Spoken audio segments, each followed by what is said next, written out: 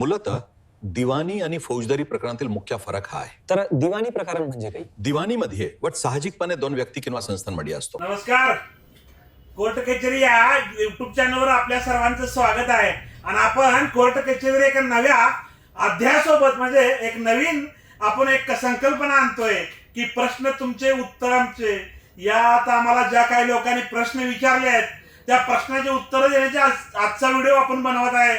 मित्रांनो, तर आपल्याला आपल्या सोशल मीडिया प्लॅटफॉर्मवर कोर्ट कचेरी ऑफिशियल इंस्टाग्राम असो, फेसबुक असो अथवा युट्यूब चॅनल या सगळीकडे जे आपल्याला आपले चाहते आहेत, पाहणारे लोक आहेत, ते त्यांच्या मनातले प्रश्न आम्हाला विचारतात आणि त्या प्रश्नाचे उत्तर देण्यासाठी आज आपण आपल्यासोबत आपल्या कोर्ट कचेरी YouTube चॅनलचे admin Kailas ji Naik sir आणि आपण पुढे बोलूया की विशाल गावडे साहेब सुद्धा आहेत. नमस्कार.